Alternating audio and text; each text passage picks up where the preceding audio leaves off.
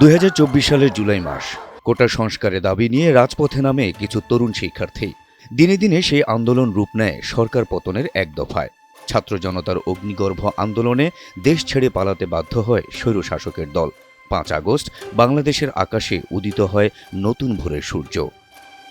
Fascist Awami সরকার পতনের পরের বাংলাদেশকে নতুন স্বাধীন হওয়া বাংলাদেশ বলে আখ্যা দেন অনেকে। নতুন সেই স্বাধীন দেশে নেতৃত্বে আসে ছাত্র জনতার সমর্থনের সরকার। বসে থাকেনি ছাত্ররাও। অপ্রত্যাশিত প্রাকৃতিক বিপর্যয়ে সম্মিলিতভাবে ঝাঁপিয়ে পড়েন অসহায়দের সাহায্যে। স্বৈরাচারের দোসরদের তৈরি করা নানা অপতৎপরতার সামনেও ঢাল হয়ে দাঁড়াতে দেখা যায় ছাত্রদের।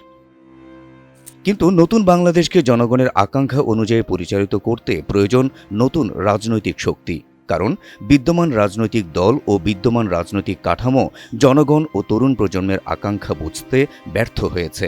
আর এই চিন্তা থেকেই নতুন রাজনৈতিক দল গঠনের প্রক্রিয়া শুরু করে 24-এর আন্দোলনে নেতৃত্ব দেওয়া ছাত্ররা। জনমত যাচাইয়ে দেশের প্রায় সব অঞ্চলে চষে বেড়ায় এর নেতৃবৃন্দ। অবশেষে বাংলাদেশের রাজনীতি থেকে পরিবারতন্ত্র, ফ্যাসিবাদী সংস্কৃতি দূর করার প্রত্যয় নিয়ে 28 ফেব্রুয়ারি জন্ম নেয় ছাত্রদের রাজনৈতিক দল জাতীয় নাগরিক পার্টি বা এনসিপি। এনসিপির প্রতিষ্ঠার ঘোষণা দিচ্ছি।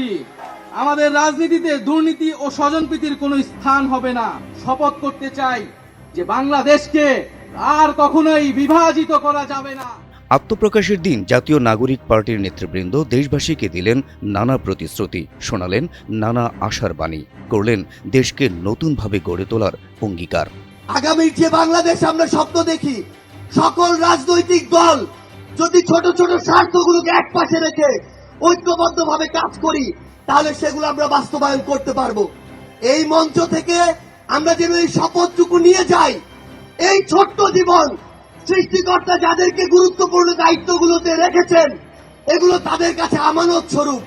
আমরা যেন এই ছোট্ট জীবনে এত বড় দায়িত্বের আমানতগুলো দয়া করে খেয়ানত না করি। আমরা স্পষ্ট ভাষায় বলতে চাই, আমাদের প্রবীণ রাজনীতিবিদ যারা রয়েছে তাদের অভিজ্ঞতা এবং তরুণদের তেজদীপ্ত এবং অকুত ভয় যে নেচার রয়েছে, সেটার মিথস্ক্রিয়ায় আমরা পরবর্তী বাংলাদেশ বিনির্মাণ করব।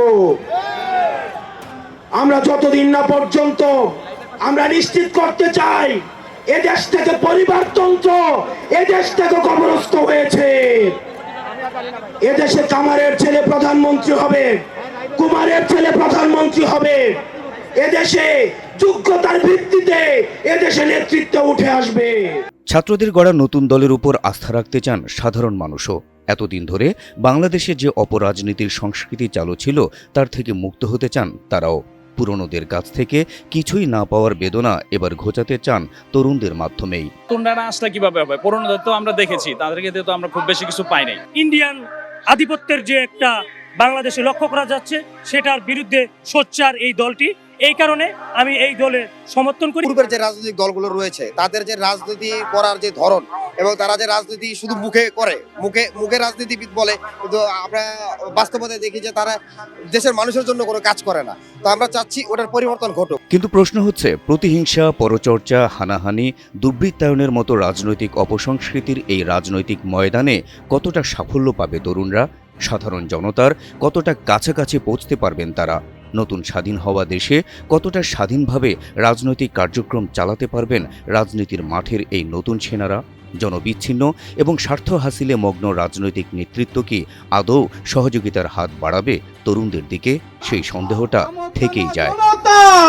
Habib Russell, NTV online.